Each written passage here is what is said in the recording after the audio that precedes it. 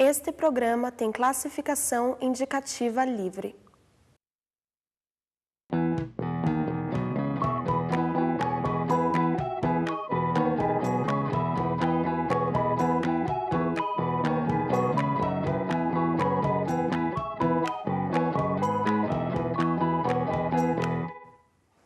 Olá, este é o programa Sem Brincadeira. Falamos sobre crianças e adolescentes, numa parceria da TV, da UFPR e do Grupo Dedica, um grupo de defesa dos direitos da criança e do adolescente.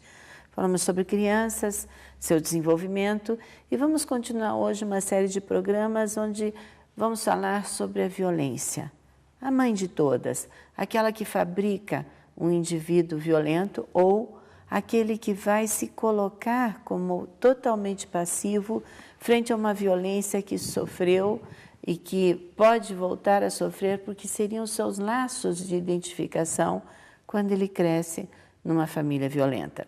Conosco hoje o Dr. Léo Cardon, médico, psicanalista, membro do Dedica, que trabalha no programa HC Dedica, onde atendemos crianças vítimas de violência grave.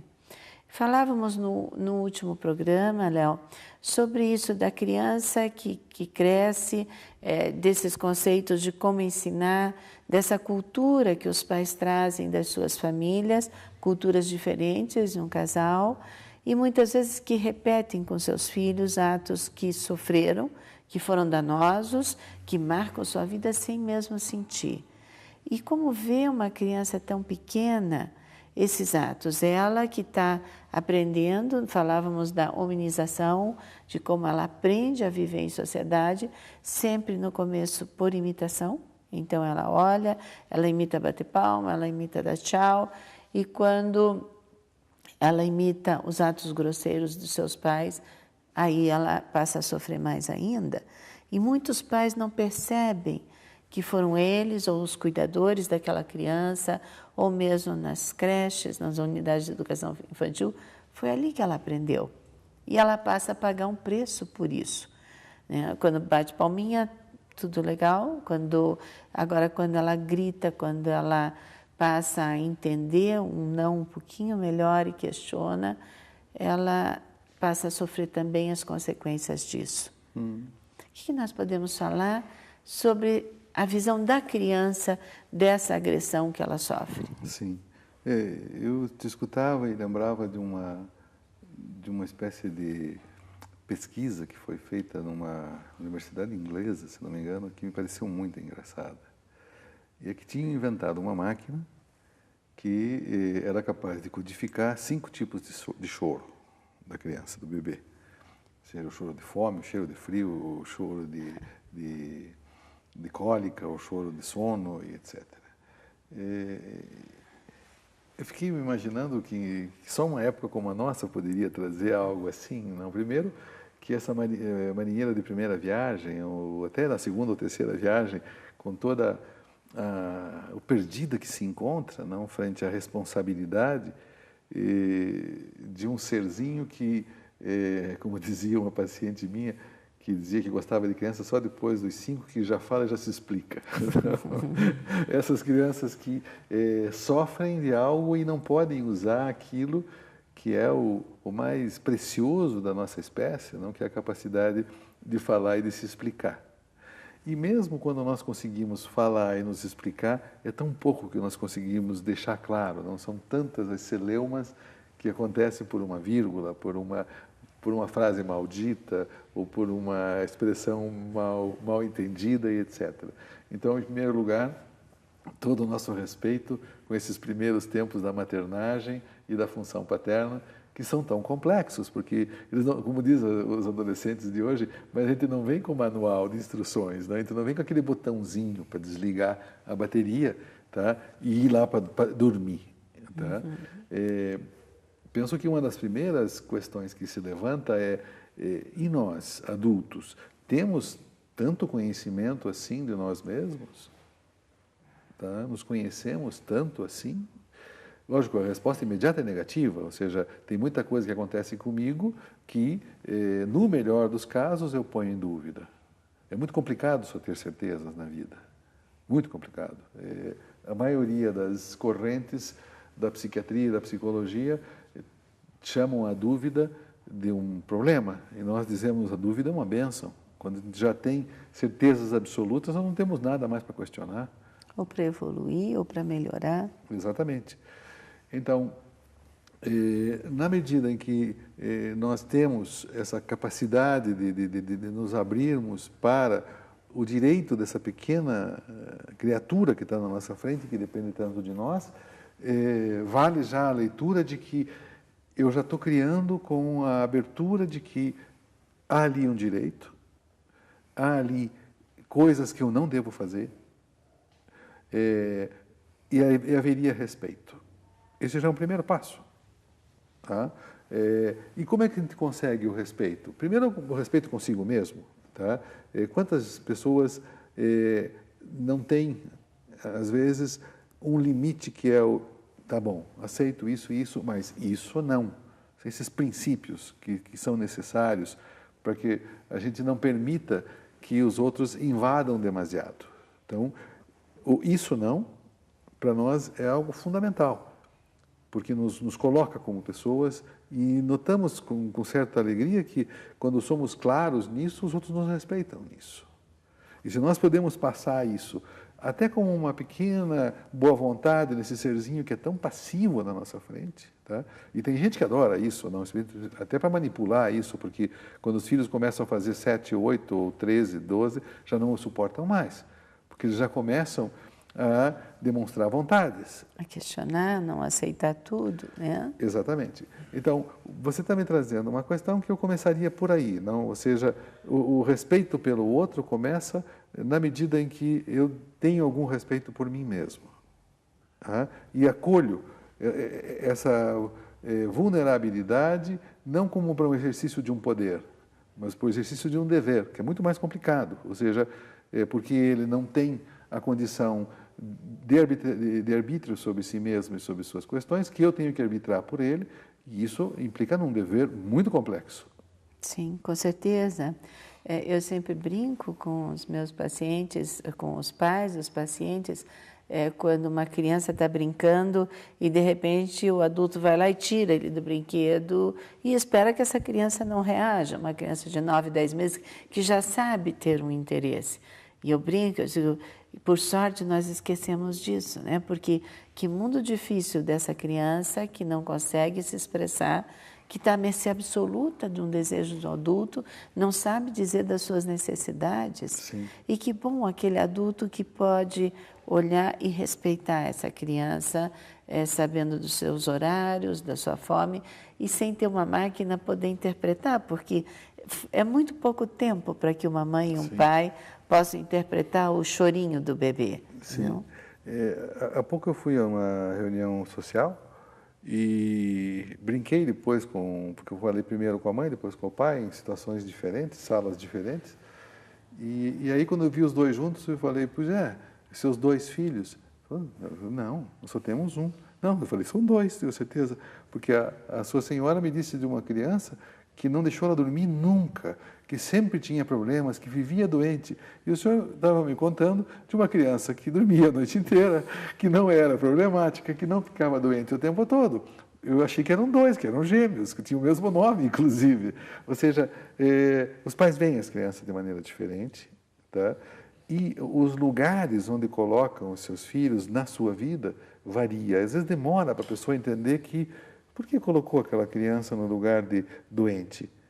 Sempre doentinha. Será que ela sempre estava doentinha mesmo? Tanto que foi fraquinha desde o começo? Será que, se você conversar com o pediatra da criança, ele vai concordar que ela é uma criança fraquinha e sem saúde? O que significa isso? Ou sempre incomodando, ou sempre irritada, ou sempre veio na nervosa. hora errada, Sim. o que veio me atrapalhar para a minha vida, para minhas novelas, para os meus estudos, para a minha vida futura, etc. O lugar que se encaixa. Por isso que nas entrevistas familiares, a primeira coisa que a gente avisa as pessoas que vão ali abrir seus corações é que não se trata de julgamento, nem se trata de avaliação. Porque não existe a família perfeita, não existe a família saudável, não existe. O que existe são lógicas de funcionamento. Tá? Melhores ou piores. que podem ser modificadas de acordo com a possibilidade de cada família de começar a entender como ela funciona. Isso virou um mercado atualmente, não? Porque existem as famosas super nannies, que quando chegam, elas não chegam com uma participação de fato na família. Então, elas produzem uma alteração imediata, porque elas descobrem que aquele ali está colocado num lugar protegido.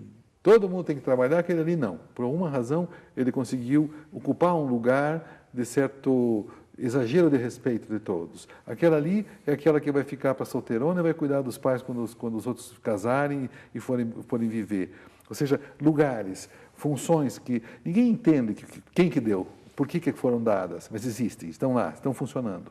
Tá? Então, chega alguém de fora sem participação nessa sintomatologia toda e consegue observar a maneira prática de funcionar e tenta produzir. O que a gente observa depois dessas modificações quase mágicas é que tudo volta ao que era antes. Sim. Talvez com um pouco de emoção, sim, que até funciona até um pouco melhor, porque veio aquela espécie de claridade que se fez ali. Então, o que você está me trazendo é muito interessante enfocar por esses lados, porque, ademais, você enfoca na dificuldade de comunicação, e eu lhe digo que o que nós entendemos da existência do inconsciente humano, ou seja, desse lado que nós não conhecemos de nós mesmos, que tem que reformular uma fórmula. Dizem, a linguagem está aí para a gente se entender. A partir do inconsciente humano, ou seja, de tudo aquilo que eu não conheço de mim mesmo, nós podemos dizer, sem medo de errar, a linguagem está aí para a gente não se entender. E basta ver uma briga de casal para ver se isso não é pensável. Sim. E essa criança, né, que está ali no meio, como fica, quando você lembra a figura, né, de uma pessoa poderosa que vem de fora e diz isso está errado, isso, que bom, né, seria um manual de instruções que nós poderíamos ter. A pena é exatamente essa, elas não estão ali à toa, não basta apontar que existe um erro de colocação. Mas quem sabe, se a gente conversa, se a gente fala, se existem pessoas abertas a perceber, né, esse poder que nós temos de colocar a criança nas nossas faltas, nos nossos fracassos, e temos, e a criança aceita. Quem sabe, se os casais pudessem discutir sobre isso, falar sobre isso, poderíamos ter um pouquinho menos de violência contra as crianças. Uhum. A gente vai fazer um pequeno intervalo e a gente volta já já e continuamos então no próximo bloco com o nosso tema, a violência, a mãe de todas, que é aquela que começa dentro de casa. Até já.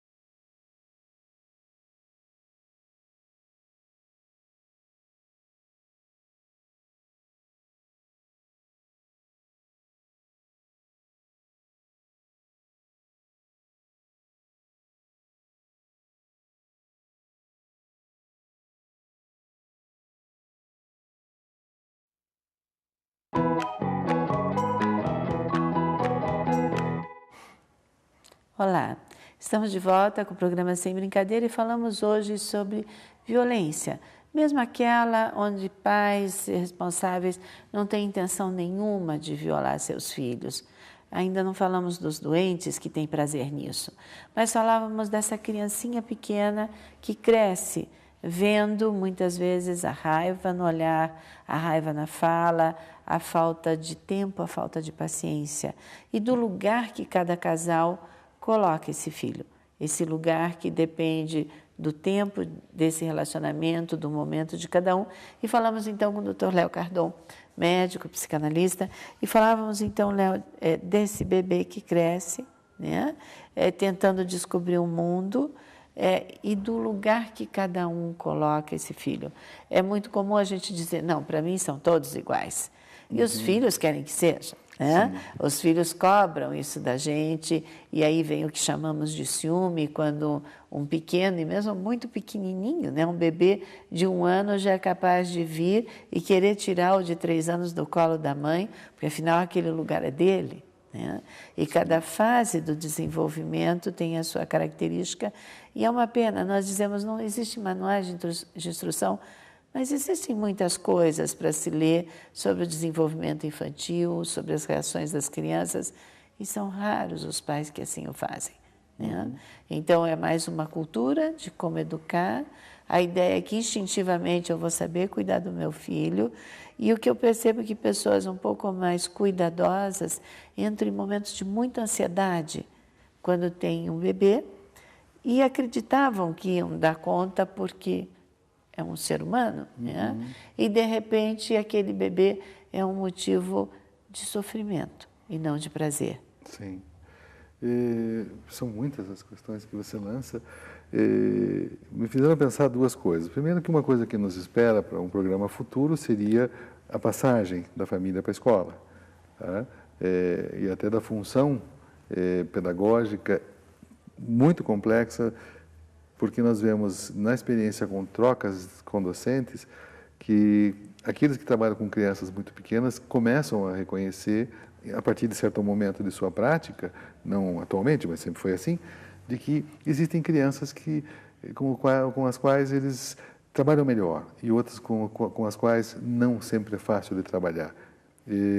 Nesse âmbito está tanto a posição de questionamento do professor, que de fato quer pensar essa questão, como os efeitos que isso causa e até as doenças, entre aspas, mentais que vão ser diagnosticadas e tratadas e que nem existem, na verdade, como tal. Mas isso nos espera. Ou seja, a outra coisa que me fez pensar é do livro, esqueci o nome do livro agora, mas é do George Orwell, A Revolução dos Bichos. Dos bichos, sim. Isso. Somos que ali iguais. Isso, é uma definição maravilhosa de democracia que diz que é um sistema de governo em que todos são iguais, mas sempre tem alguns que são mais iguais que outros, não? Ou seja, que difícil nós reconhecermos quais são os critérios que nos faz gostar mais deste ou daquele e não gostar mais que deste ou daquele que de outro.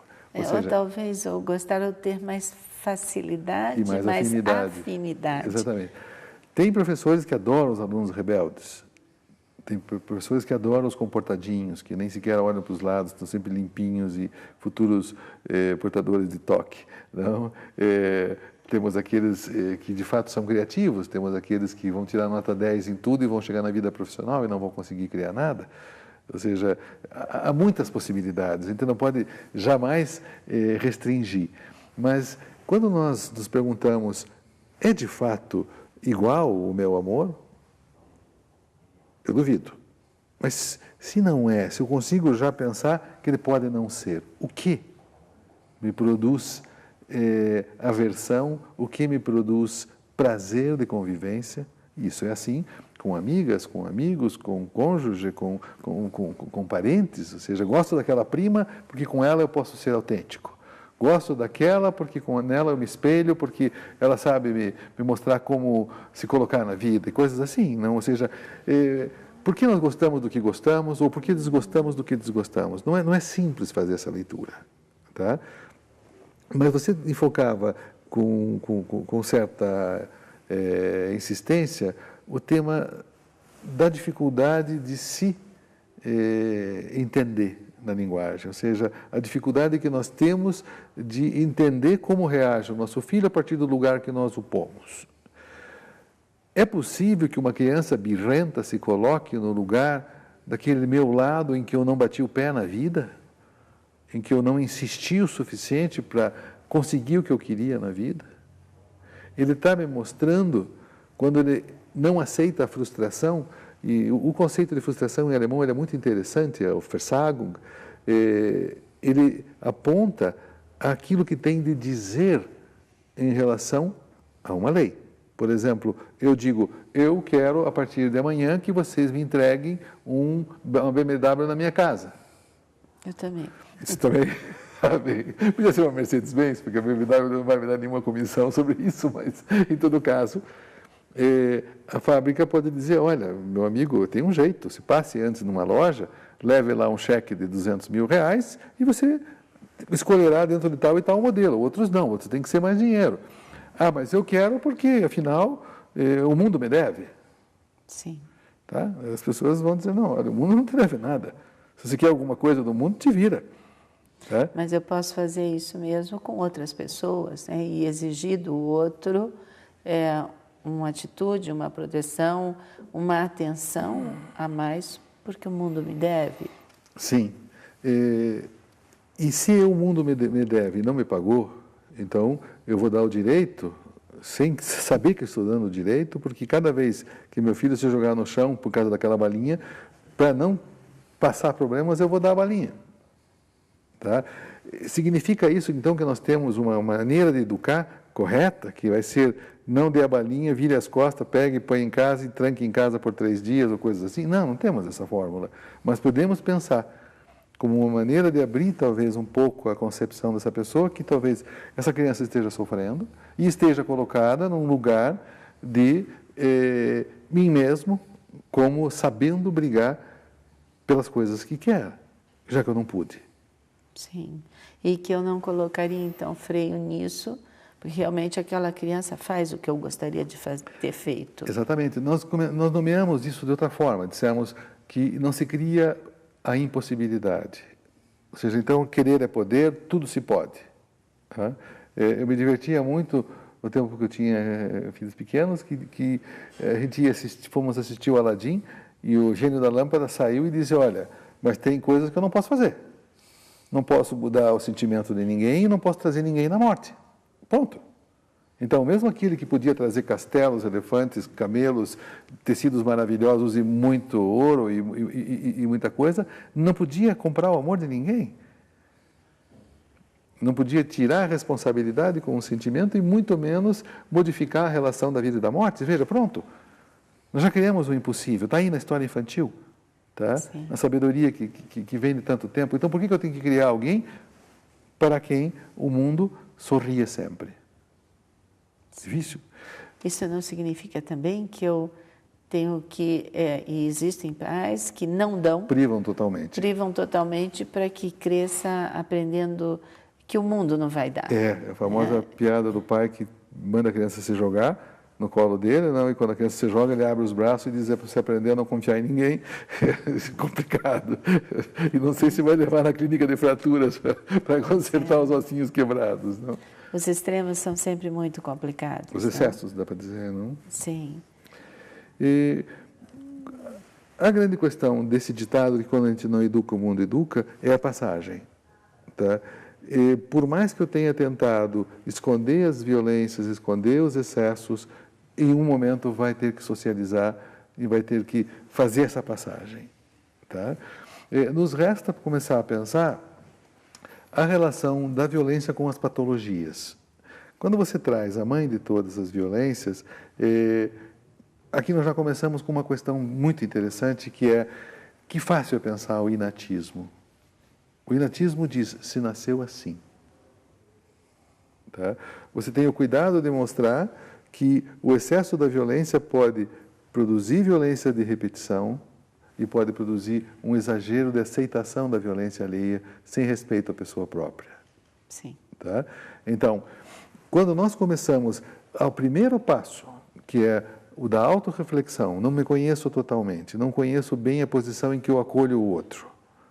Tá? E não existe o inatismo, as crianças nascem tábula rasa. O que significa isso? Antigamente se pensava que existiam os que Deus punha como nobres e os que punham como pobres, e ponto. Nada mudará. Se pensava que existia uma memória de todo o saber de outras gerações que vinha por reminiscências. Isso não existe, ou seja, se nasce absolutamente no zero. E a partir daí vai-se amealhar, vai se juntar conceitos, posições e renúncias. Então, isso já nos coloca como responsáveis de tudo aquilo que vai sair na outra ponta.